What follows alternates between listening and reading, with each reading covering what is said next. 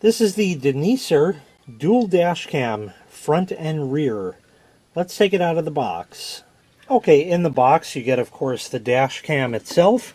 Here it is right here. Of course, it does 1080p, and it has a 170-degree lens angle on it.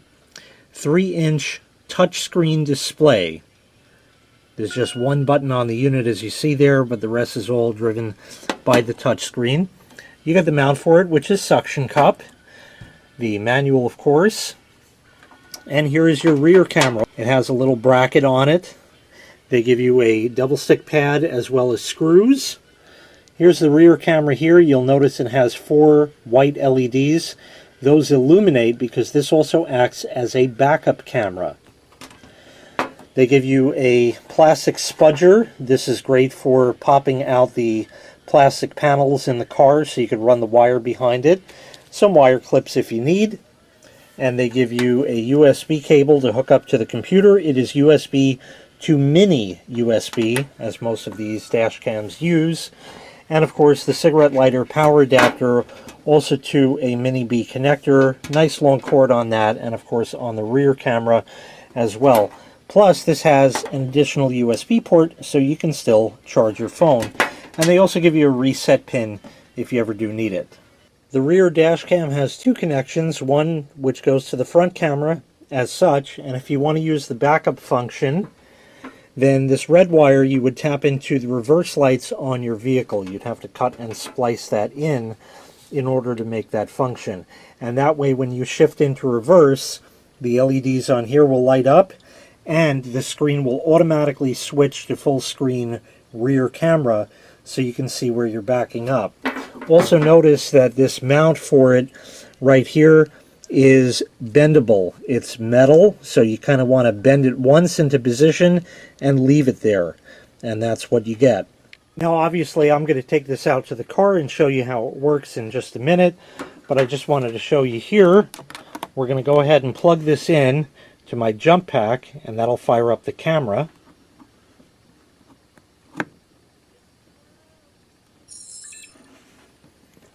And there it is there.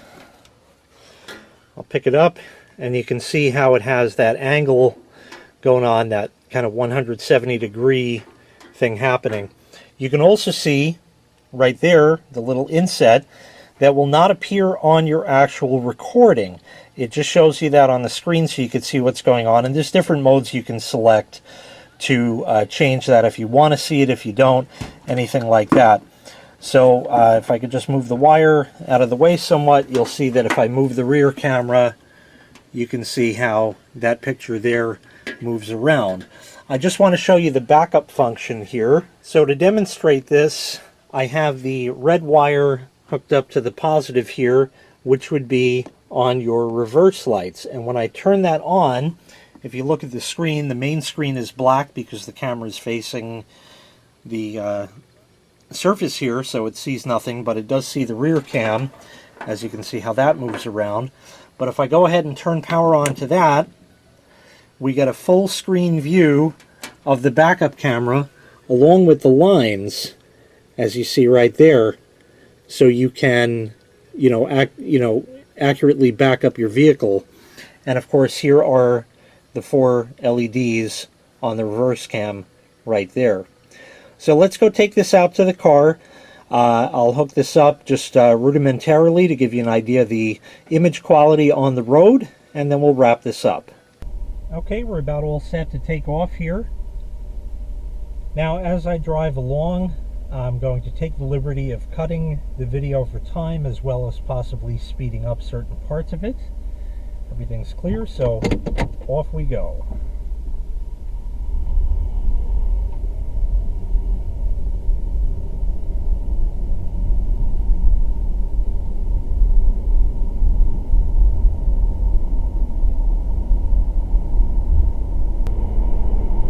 Okay, we're off. We're on the main road now. And I'm just going to take my usual route here, as I do.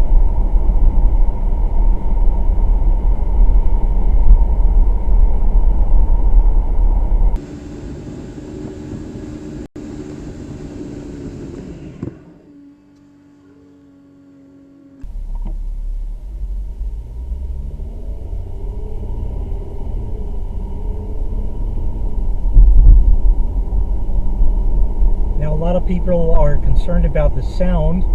Right now I have no blower or anything on. It's completely quiet in the car. I'm going to go ahead and put the blower on high.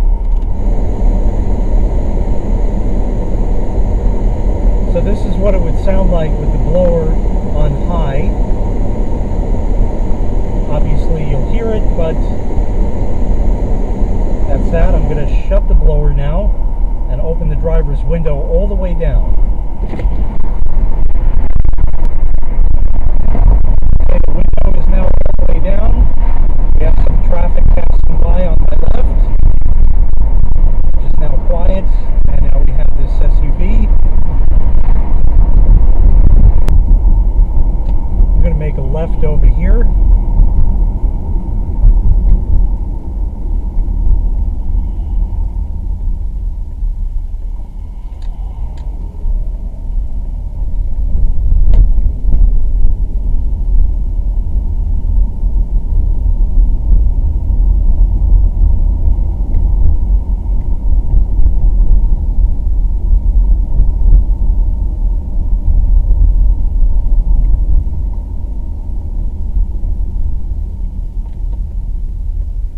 Now I'm going to go around the corner here.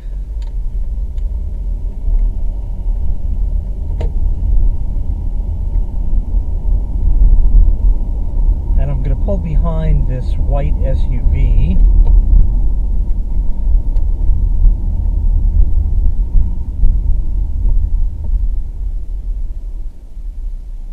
So I'm going to move up a bit so you'd be like you would be at a traffic light. And that would be about right here, and that license plate reads JKF 3373. So we'll go ahead and continue on.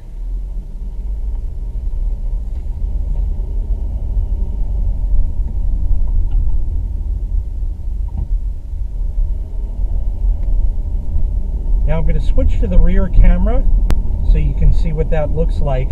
I just have it temporarily in the rear window of the car. That's not where it's supposed to be mounted. It is supposed to be mounted outside the vehicle, kind of right under the trunk lid, right above your rear license plate. So you do see reflections and other things in the rear window that obviously you would not normally see.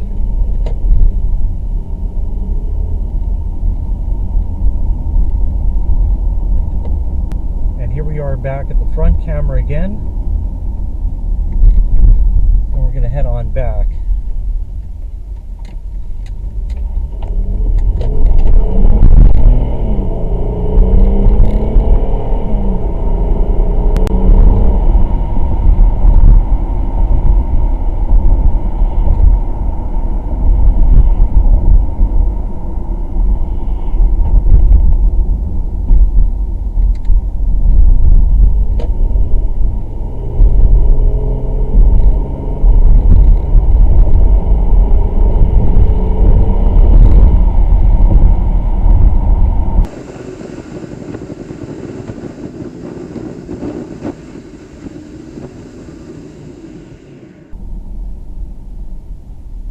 DHE4375.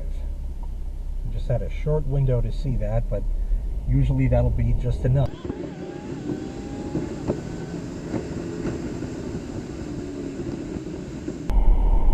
Slow down a bit for the cop that's hanging out on the right here.